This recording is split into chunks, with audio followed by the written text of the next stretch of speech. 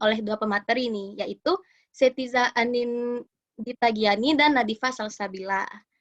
Nah, bagi teman-teman yang udah daftar ke acara seminar Akbar, teman-teman bisa mengikuti ketiga seminarnya nih, teman-teman. Jadi, teman-teman sangat beruntung. Nah, sebelum acaranya kita mulai, saya ingin mempromosikan salah satu sponsorship utama kita, yaitu Ines. Oke, terima kasih MC. Okay. Tuh, dia kasih Ines kita.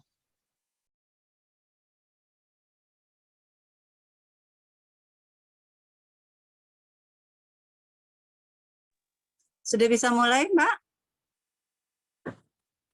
Sudah bisa, Kak. Oke. Terima kasih saya ucapkan kepada MC dan panitia Hengho with me di siang hari ini, pemateri, moderator, dan peserta webinar di siang hari ini. Perkenalkan, saya dari Ines Kosmetik Medan. Ines adalah brand lokal di mana didirikan di Singosari, Malang, Jawa Timur. Tepatnya kita berdiri semenjak tahun 1998. Sudah 23 tahun di Indonesia. Produk kita ini terdiri dari skincare, dekoratif, dan body care. Telah mendapat izin dari BPOM serta mengantongi sertifikat MUHI, jadi sudah halal. Nah, untuk peserta webinar yang ingin mendapatkan kulit yang sehat, cantik, dambaan wanita, dambaan kita semuanya. Ines mengeluarkan produk yang terbaru yang sangat gampang sekali untuk membuat kulit kita atau membersihkan kulit kita menggunakan Pure Gentle ini Coffee Mover, di mana pembersih ini sangat nyaman, memberi nutrisi dan memberi pembersih dalam satu langkah. Nah, untuk yang ingin mengetahui Ines lebih banyak lagi, bisa e-commerce di Shopee, Tokopedia, Bukalapak, Lazada, atau Blibli.com. Bisa juga mendownload aplikasi My Ines di Play Store, di mana di aplikasi My Ines ini sangat banyak sekali tentang produk Ines dan program-program paket ataupun hadiah yang menarik yang bisa peserta webinar lihat sendiri dan jenis kulit apa, yang produk apa yang cocok untuk peserta webinar dan semuanya. Demikianlah kata sambutan kakak dari perwakilan Ines Medan. Untuk itu kakak ucapkan banyak terima kasih. Semoga kita selalu sehat, diberi kesuksesan, dan kakak sudahi. Wabillahi taufiq wa hidayah. Assalamualaikum warahmatullahi wabarakatuh. Terima kasih MC atas waktunya untuk Ines Kosmetik Media. Sama-sama, Kak. Terima kasih juga. Nah, mungkin teman-teman di sini udah pada penasaran nih, gimana sih caranya bisa exchange ke Korea Selatan. Nah, kalau gitu acaranya langsung saja saya mulai. Waktu dan tempat saya berikan kepada moderator.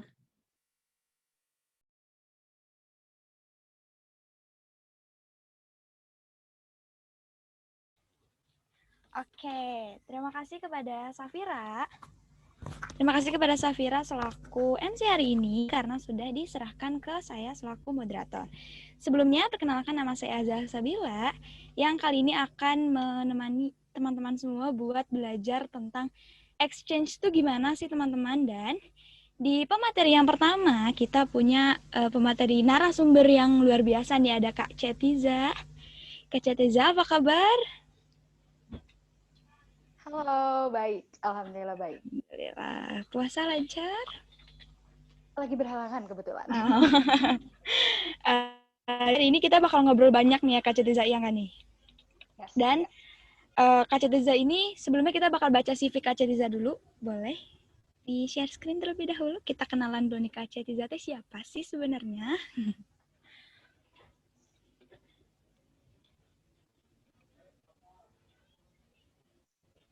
Oke, jadi Kak Cetiza atau nama lengkapnya Kak Cetiza Anindita Giani ini merupakan seorang lulusan dari SMAN 1 Cilegon dan Universitas Pendidikan Indonesia dengan jurusan Pendidikan Bahasa Korea. Dan Kak Cetiza ini lahir pada 9 September 1997 dan marital statusnya single ya, betul Kak? Ya. Oke.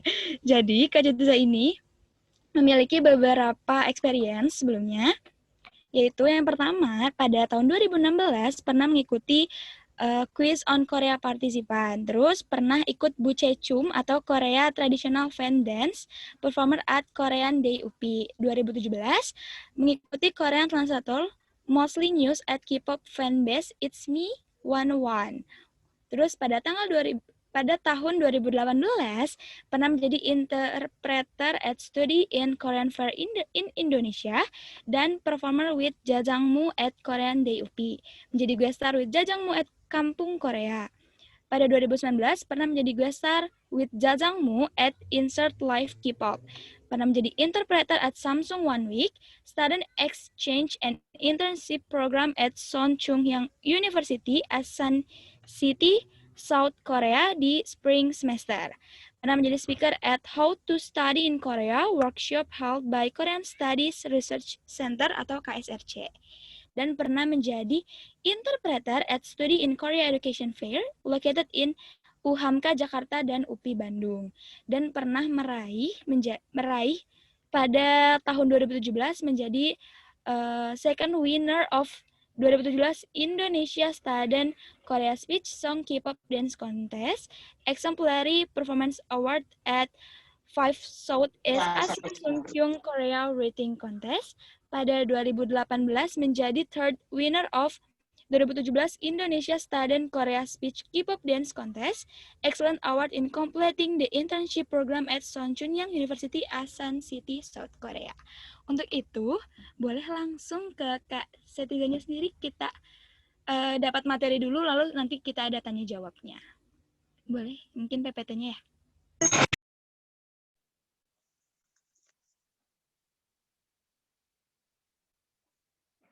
Oke. Mulai nih. Langsung mulai aja atau gimana? Langsung mulai aja. Oke. Pertama-tama, pagi semuanya. Halo, Assalamualaikum warahmatullahi wabarakatuh. Tadi udah dikenalin ya, nama aku Setiza Anindita Giani, tapi biasanya dipanggilnya Tiju. Jadi akan lebih natural lagi kalau kalian manggil akunya Tiju ya, nggak usah manggil Setiza, kayaknya formal banget gitu. Pertama-tama hari ini aku bareng sama temen aku, Nadifah. Hai Nadifu. Bersama Nadifah Salsabila, nanti jadi pemateri kedua. Dan for your information, aku exchange ke Koreanya bareng sama Nadifah juga pas tahun 2019. Hari ini mungkin aku bakal lebih banyak cerita tentang beberapa pengalaman pas di Korea, terus juga kayak persyaratan atau apapun yang aku lakukan untuk apply pas exchange di Korea, kayak gitu ya. Mungkin itu nggak updated karena itu tahun 2019, jadi ini based on my experience ya. Ini dari pengalaman aku aja. Oke, selanjutnya boleh next slide. Oke, nah pasti pada ikutan acara hari ini tuh pengen tahu kan caranya, kayak gimana sih caranya biar bisa exchange, ya nggak? Yang pasti sih pertama untuk exchange itu harus ada kerjasama biasanya, harus ada kerjasama antara universitas kita dan universitas Korea yang mau kita kesana gitu. Kalau kasus aku sama Nadifa sih itu karena memang udah ada kerjasama dari UPI, terutama bahasa Korea, pendidikan bahasa Korea UPI dengan Suncheonhyang University. Jadi memang udah langsung di tujuannya itu langsung ke Suncheonhyang. Jadi bukan kayak aku apply exchange dan aku milih, enggak. Tapi emang udah dari Suncheonhyang-nya minta 2 orang untuk exchange dan akhirnya alhamdulillah aku dan Nadifa yang terpilih. Kayak gitu. Lanjut. Nah, ini tahun 2019 ya. Ini tahun 2019 adalah beberapa scholarship details yang aku dan Nadifa dapatkan waktu itu. Bisa dilihat di situ per bulannya dapat sekitar ya. Jadi nggak benar-benar 500.000, tapi ada kurang dan ada kurangnya juga. Jadi kalau misalkan dihitungnya per hari ya waktu itu. Jadi kalau waktu itu cuma sekolahnya atau kuliahnya cuma 2 minggu, berarti nggak sampai 500.000 won kayak gitu. Terus ada settlement allowance ketika baru nyampe di Korea, itu dapat sekitar 200.000 won. Dan ada medical insurance juga, jadi kita dibeliin asuransi gitu sekitar 20.000 KRW dan dibayarin pesawatnya. Meskipun awalnya aku dan Nadifa harus beli tiket sendiri dulu, tapi nanti dibayarin gitu. Terus, oke, lanjut. Next. Nah, ini ada kualifikasi alias syaratnya kalian untuk bisa dapetin ini. Yang pertama, harus full-time non-Korean nationality ya. Jadi harus benar orang Indonesia. Of course, itu sudah kita dapatkan ya, karena memang kita orang Indonesia. Gitu. Terus, nggak boleh juga kita kayak dual citizenship, kayak ada 2 keluarga negara gitu. Harus pokoknya orang non-Korea gitu. Terus ada nomor 2, GPA itu IPK kita harus bagus ya, itu udah pasti ya. IPK kita harus di atas sekitar rata-rata 80% atas dari 100%. Terus harus complete 2 semesters, berarti harus udah lewat 2 semester. Buat teman-teman yang masih semester 2 sekarang, semangat, karena tahun depan adalah kesempatan kalian berarti ya. Terus ada, tuh boleh apply ke satu universitas di Korea aja, cuma karena aku dan Dipu waktu itu emang udah dipilihin untuk Suncheonhyang, jadi memang kita nggak memilih ya, jadi kita udah pokoknya di Suncheonhyang. Terus nggak boleh menerima scholarship apapun dari Korean government sebelumnya, maksudnya kayak misalkan tahun kemarin kita udah exchange, tahun ini mau exchange lagi, kasih kesempatan untuk yang lain ya, Yorobun. Oke, terus who have Korean or foreign language official proficiency test score, jadi harus punya topik atau TOEFL gitu ya. Jadi minimal bisa bahasa asing. Kenapa? Biar kita di Koreanya pun bisa bertahan hidup gitu ya kan. Kalau kita cuma bisa bahasa Indonesia doang, sedangkan ajosi dan ajuma di Korea, kalau kita mau beli makan nggak bisa bahasa Indonesia kan. Jadi nggak mungkin kita cuma tteokbokki satu, nggak. Jadi harus minimal bisa basic conversation untuk bertahan hidup di Korea. Next. Oke, dan ini dokumen-dokumen yang dibutuhin. Yang ini mirip-mirip ya sebenarnya kayak kalau kita cari beasiswa selain Korea pun untuk negara yang lain pun mirip-mirip. Kayak misalkan ada application form yang harus kita isi, terus ada transkrip nilai-nilai kita di kampus yang harus udah dalam bahasa Inggris. Itu bisa diminta ke akademik ya, universitasnya masing-masing. Terus ada official topik itu kayak TOEFL-nya bahasa Korea, yang harus 2 tahun ke belakang. Cuma mungkin kalau lagi pandemi gini kan sebenarnya udah dari tahun lalu nggak ada ujian topik ya. Mungkin bisa dipertimbangkan lah ya. Atau ada mungkin persyaratan-persyaratan yang sudah dirubah gitu untuk tahun ini. Terus ada study plan. Jadi kayak planning kita untuk exchange selama di sana itu ngapain aja. Harus kita tulis dalam bahasa Korea maupun bahasa Inggris. Kalau waktu itu aku dan Dipu kita berdua pakai bahasa Korea. Ya, iyalah karena anak bahasa Korea ya. Kalau misalkan kita pakai bahasa Inggris kayaknya nggak deh. Kayaknya nanti dimarahin sama dosen. Terus ada personal statement juga yang menjelaskan kayak memperkenalkan diri kita, terus kayak motivasi kita apa dan segala macamnya. Terus ada recommendation letters. Nah, recommendation letters ini aku dulu dapat dari ketua prodi aku, yaitu Pak Diding Samsudin, Ketua Prodi Pendidikan Bahasa Korea UPI. Nah, itu recommendation letters itu bisa dari dosen teman-teman, atau kalau bisa dari dekan atau rektor, wah luar biasa. Pokoknya harus yang memang bisa menjamin merekomendasikan kalian. Gitu. Ada fotokopi awards kalau ada, terus ada juga paspor. Oke, itu optional, meskipun optional, tapi sebaiknya udah punya ya. Karena kalau misalkan kita keterima, nanti buru-buru panik bikin paspor kan, makanya lebih baik sebelum apply itu kita harus sudah punya paspor terlebih dahulu. Next. Nah, ini adalah contoh email yang aku dan Nadifa dapat pas pengumuman kayak keterima gitu. Alhamdulillah keterima kita berdua. kami berdua ini keterima untuk exchange di Suncheonhyang University. Dan itu kita harus registrasi ulang gitu ya, online application di situ dan segala macamnya. Terus ngikutin aja pokoknya alurnya gimana. Next. Nah, bahkan sebelum ada pandemi kayak gini juga, mereka mengharuskan kita untuk ada tes yang kayak menyatakan bahwa kita ini nggak ada free dari tuberkulosis dan segala macamnya ya, kayak gitu. Jadi harus aku dan Nadifa waktu itu ke rumah sakit, ke Bio Farma kalau nggak salah, terus kayak suntik apa kayak gitu-gitu. Tapi itu bisa juga dengan cara apa tuh namanya, X-ray ya, X-ray di waktu itu aku dan teman-teman bahasa Korea yang lain juga pernah X-ray di Santo Borromeus. Jadi kayak untuk persyaratan ini boleh langsung ditanyain lebih detailnya ketika kalian udah diterima di universitas yang bersangkutan.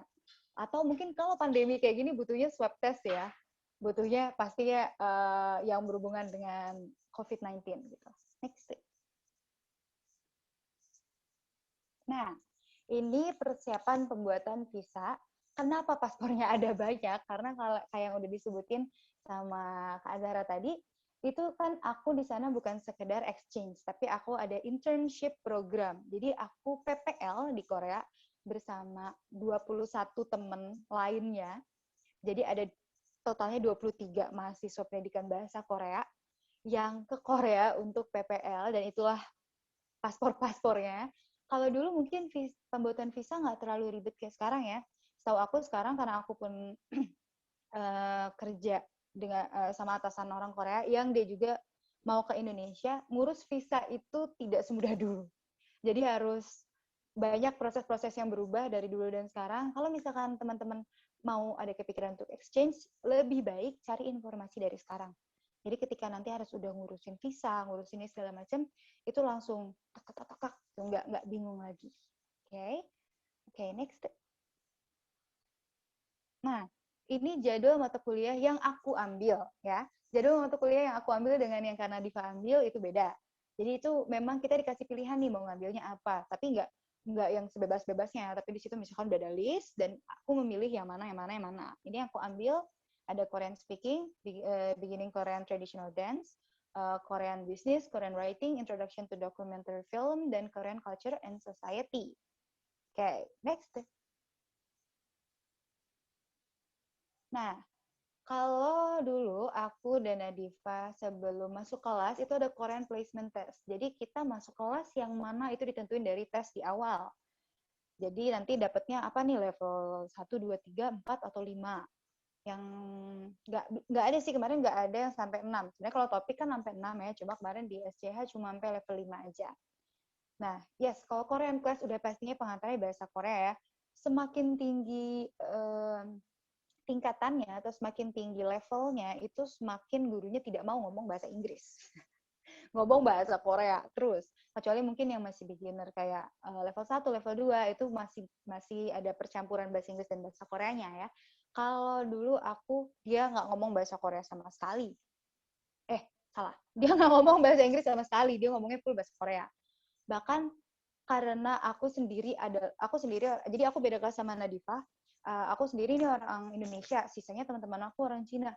Kadang si ibu gurunya ini ngomong bahasa Cina, which is aku tidak mengerti. Jadi aku cuma, terus dia nanya ke aku, Setija mengerti? Tidak.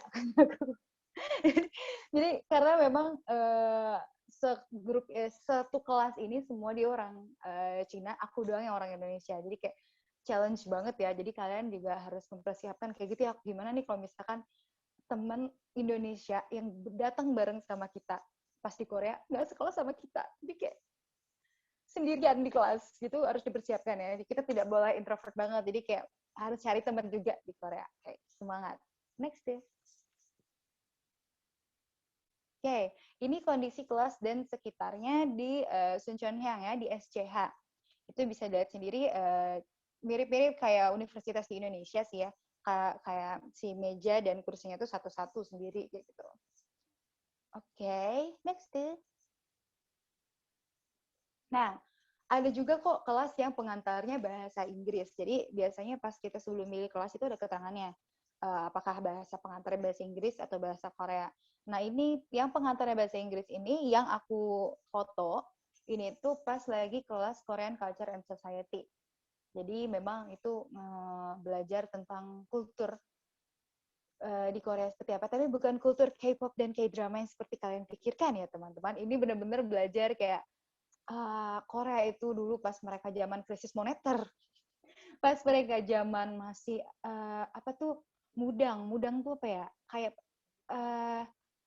bukan witch, bukan penyihir juga, pokoknya zaman-zaman kepercayaan Korea, zaman-zaman sebelum apa drama-drama Korea yang suka kalian tonton tuh zaman-zaman Joseon kayak gitu-gitu. Aku sama Nadifa belajar seperti itu. Luar biasa. Masih ingat atau tidak? Insya Allah sedikit-sedikit masih ingat. Oke, next deh. Nah, terus kalau ini ada pertanyaan, fokus belajar mulai sehari sebelum ujian? No. Fokus belajar mulai seminggu sebelum ujian? Yes. Itu adalah salah satu budaya orang Korea yang luar biasa, yang bikin wow, yang bikin aku dan Nadifa ketika di Korea tuh kayak wow, kita tidak bisa relate. Karena kita belajar ya, kami berdua belajar, tapi nggak yang wow, giat banget kayak orang Korea. Kayak itu bener-bener aku, dan waktu itu aku dengan Dipu, kita berdua ke perpustakaan, itu buka sampai 24 jam. Rame banget, mau sampai jam 12 malam. Literally bener-bener kayak belajar. Makanya kalau kita mau exchange ke Korea, jangan leha-leha dari sekarang. Mungkin ketika di Indonesia, lawan kita cuma teman-teman sepantaran kita atau teman-teman sekelas kita. Tapi kalau kita udah di Korea itu, apalagi kalau misalkan bukan exchange ya, kalau misalkan benar-benar mau kuliah di Korea, itu pasti lawan kita adalah orang-orang Korea yang belajar ujiannya seminggu. Mungkin sebulan ada yang udah belajar sebulan sebelumnya, tapi seminggu sebelum ujian tuh rame banget perpustakaan, sampai aku dan Nadifa susah banget dapat tempat duduk. Itu. Next. Oke. Nah, ini bisa dilihat ya di sini. Ini sebenarnya story aku, story IG aku ambil pas banget. Dilarang main piano selama minggu-minggu ujian. Di situ tulisan 시험 기간 piano 사용 금지. Nggak boleh gunain piano selama masa ujian. Segitunya mereka biar ini karena si piano ini posisinya ada di asrama ya. Meskipun gitu kan sebenarnya si piano ini adanya di lantai apa ya, yang biasa dilewatin orang. Kalau kamar sih adanya di lantai atas, tapi segitunya biar enggak mengganggu gitu, biar enggak mengganggu si mahasiswa-mahasiswa ini ketika lagi masa-masa ujian. Keren. Next. Nah, ini juga ada field trip.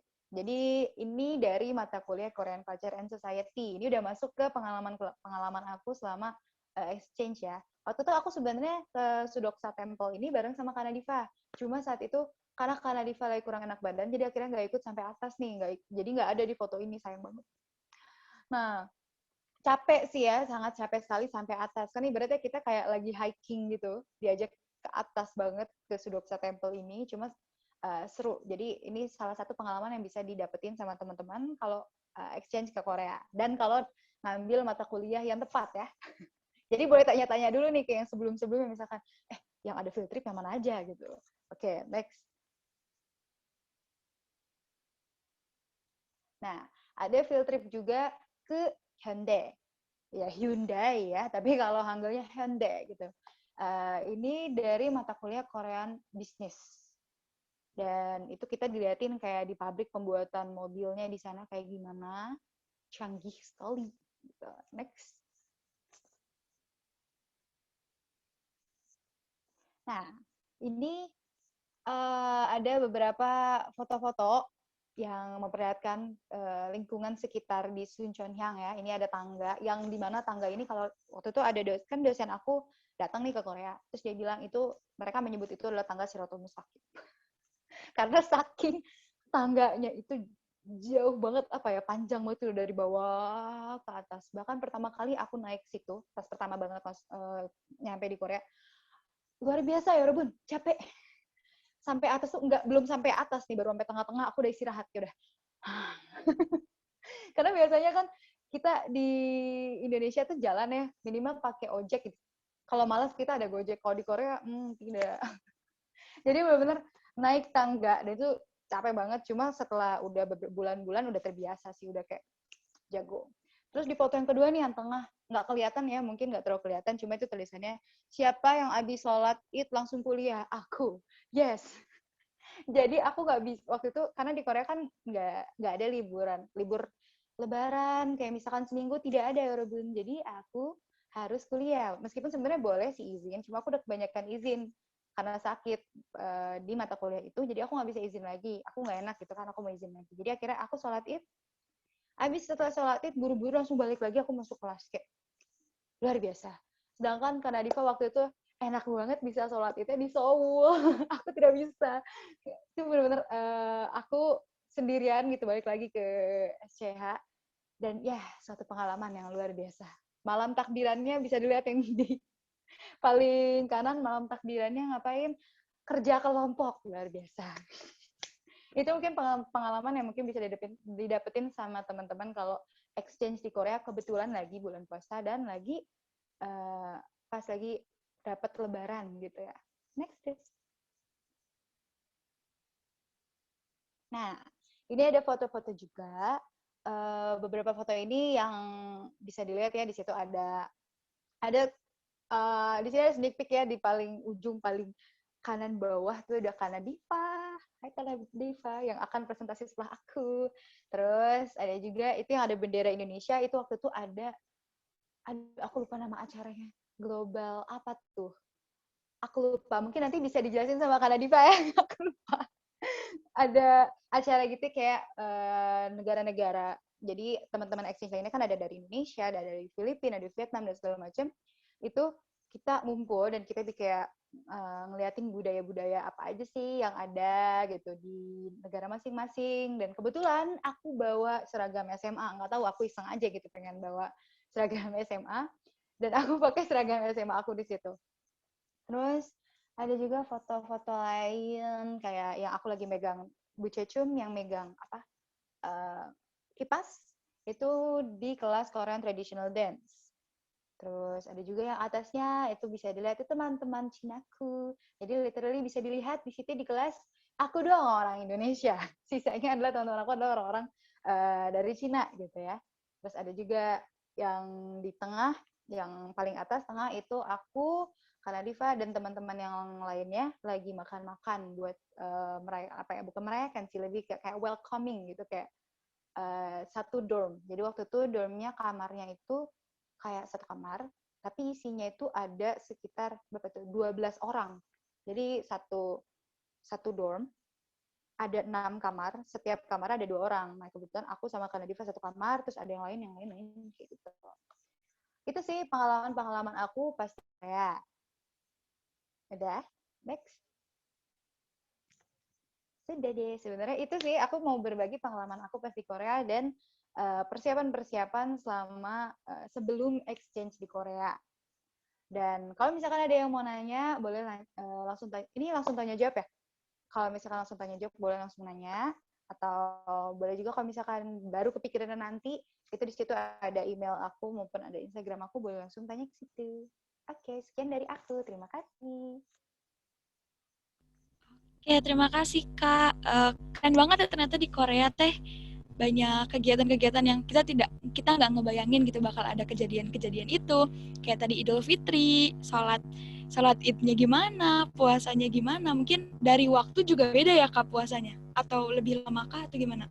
Oh, tentu lebih lama.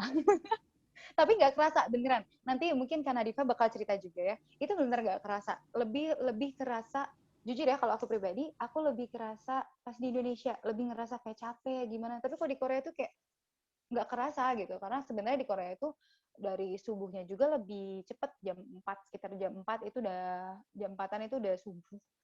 Tapi buka puasa jam 8 malam. Jadi kayak, wow. Tapi terbiasa, jadi kayak mungkin makanya kalau ada orang Indonesia yang bilang kayak, kamu jangan makan depan aku dong, kayak nanti aku tergoda. Aku sama Nadifa di Korea, orang makan di depan muka kita itu malah biasa aja. Malah kita bener-bener yang kayak, ya udah, kita nggak lapar nggak apa, malah lebih semangat. Mungkin karena di negara orang kali ya, kayak baru ada di Korea gitu ya kami berdua, jadi kayak ya udah semangat aja gitu. Semangat ya waktu itu, jadi nggak kerasa sih puasanya. Betul. Ya ternyata ini udah banyak loh Kak yang nanya. perihal ke exchange-an kakak kemarin-kemarin. Pertama ada nih, Kak mau ikut exchange jurusan manajemen, bagusnya ke universitas mana Kak? Gimana cara daftar exchange-nya? Juga nanti kalau kita ikut exchange, pihak sekolah, mungkin pihak kampus ikut terlibat atau kita pribadi saja yang urus? Oke, aku jawab dulu ya. Kalau misalkan nanya jurusan manajemen yang bagus apa, mohon maaf itu bukan ini aku ya, bukan lingkup aku untuk menjawab karena aku kurang tahu juga nih kalau jurusan manajemen.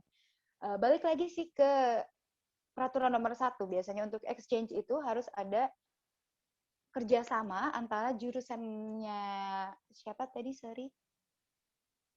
Bisa. Jurusannya Kanisa dengan universitas di Koreanya. Jadi mungkin bisa ditanya ini ke universitasnya. Kalau ke jurusannya, kalau misalkan udah tahu di jurusannya ini nggak ada nih, nggak kerja sama apapun sama universitas di Korea, mungkin bisa langsung tanya ke bagian universitas. Biasanya suka ada international office gitu-gitu kan ya, kalau di universitas. Nah itu langsung tanya aja, ada nggak ya kira-kira universitas yang punya jurusan manajemen dan membuka manajemen bisnis, manajemen dan membuka exchange untuk dengan universitas aku gitu, dengan universitas ini gitu. Biasanya sih nanyanya kayak gitu. Terus kalau untuk pihak sekolah ikut terlibat atau enggak itu harusnya iya.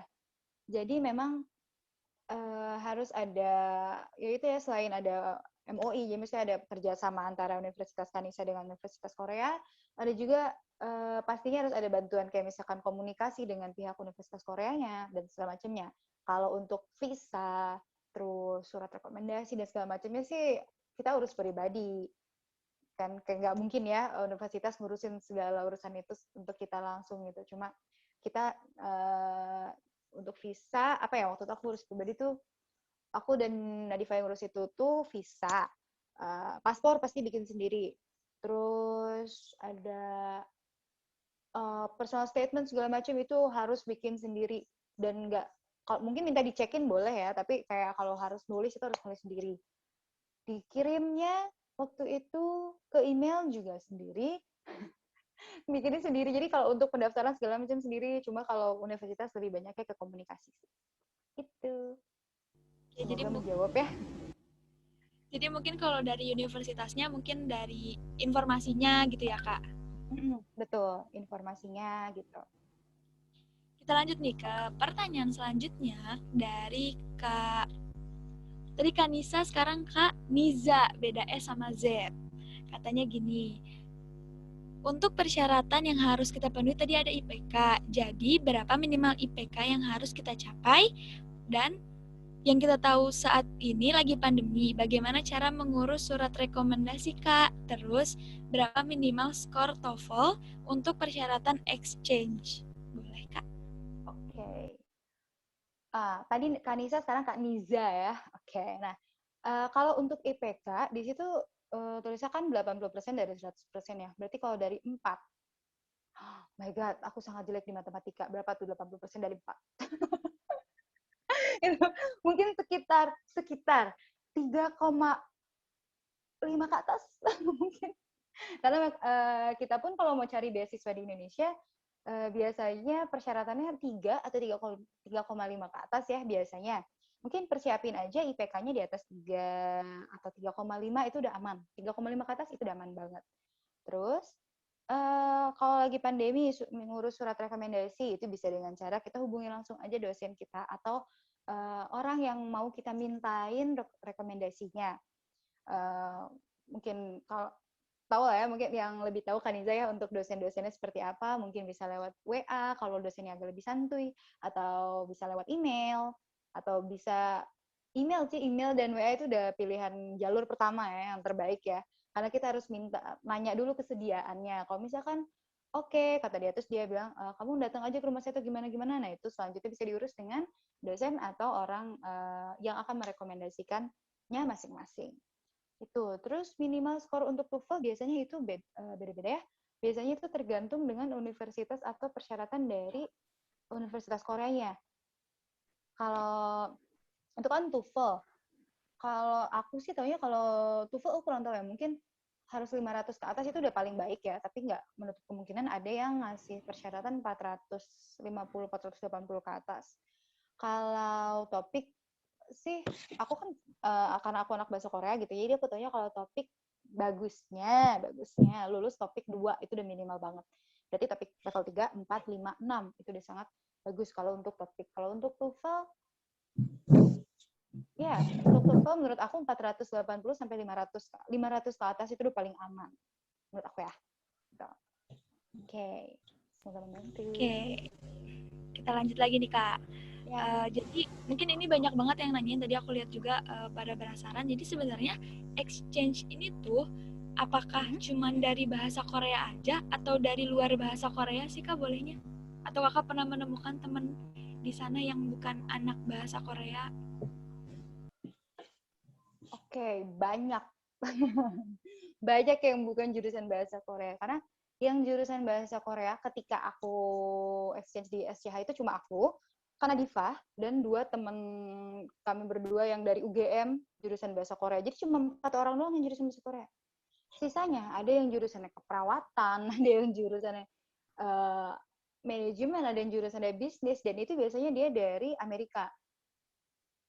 Jadi memang itu balik lagi ya ke kerjasama antara universitasnya teman-teman masing-masing dengan universitas di Korea. Jadi kalau misalkan penasaran nih, aku bisa nggak ya exchange ke Korea, itu boleh langsung ditanyain ke jurusannya atau ke universitasnya, bagian international relation atau international office-nya.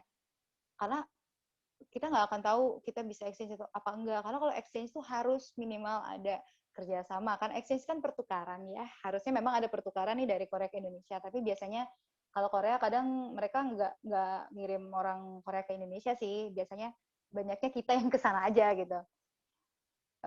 Jadi harus ditanyain sih. Menurut aku ya baiknya tanya atau cari informasi di website universitas kalian masing-masing. Udah pada kerjasamanya sama siapa nih. Karena setahu aku banyak kok setiap universitas di Indonesia tuh mereka pasti udah punya kerjasama sama universitas lain. Mungkin bukan cuma Korea ya. Mungkin universitas-universitas dari negara lain pun pasti ada kerjasamanya. Cuma harus kita tanyain dan kita harus cari tahu informasi lebih lanjut gitu, biar tahu lebih pasti.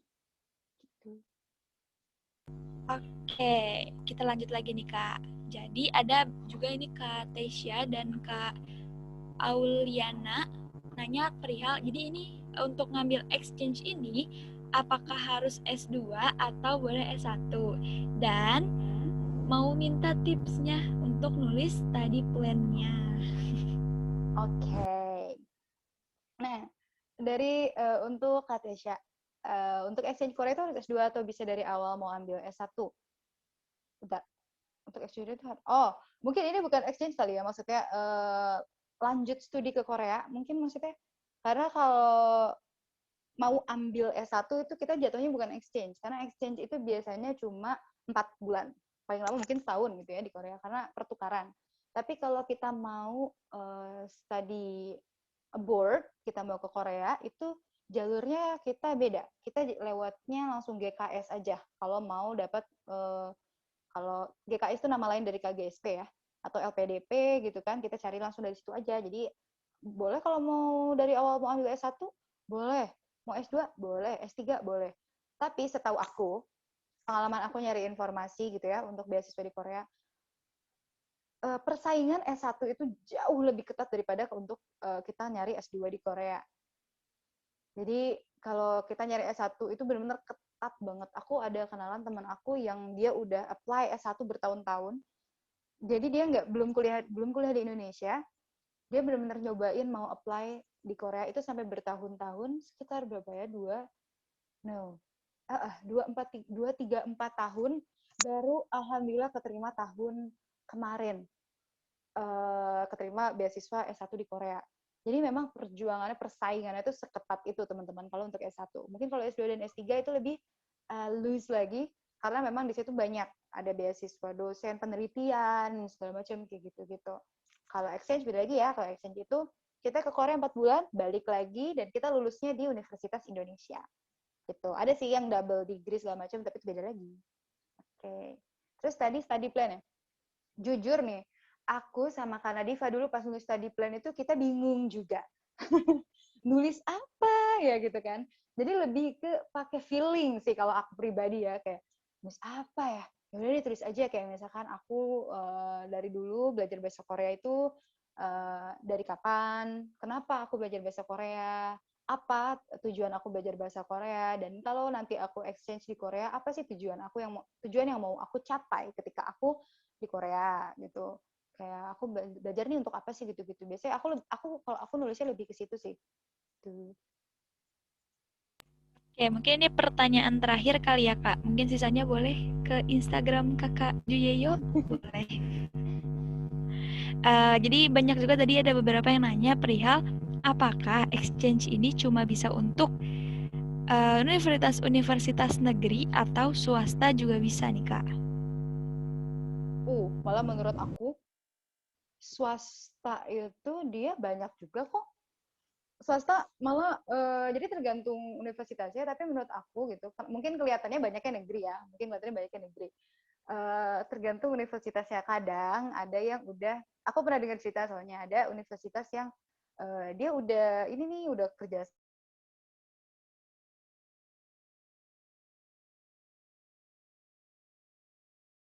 Jadi kalau dibilang negeri doang, swasta nggak bisa, bisa kok. Malah setahu aku pernah waktu itu kerja gitu kan, jadi interpreter untuk orang Korea, dan dia mau ke Telkom University. Jadi aku nganterin dia ke Telkom University dan ke international office-nya. Di situ, di Telkom University itu kan swasta. Di Telkom University itu terpampang banget banyak universitas Korea dong. Aku kaget kayak, dia kerja sama, dan ketika orang international office cerita, ya jadi emang udah sering katanya exchange gitu, kayak ngirim mahasiswa dari Indonesia ke Korea gitu segala macam. Jadi nggak menutup kemungkinan untuk swasta pun bisa exchange, karena Universitas Korea nggak mandang kok mau negeri mau swasta. Jadi kayak lebih ke apakah universitas tersebut bisa kerjasama dengan Universitas Korea. Jadi apakah saling menguntungkan atau tidak gitu kan. Gitu deh. Oke, mungkin lebih ke search sendiri gitu ya, Kak. Jadi tanyain dulu ke universitasnya, tanyain dulu. Jadi jangan takut nanya nih. Betul. Jangan takut nanya, apalagi kalau lagi pandemi gini, kita nggak mungkin kita kadang takut ya mau tatap langsung sama dosen, sama staff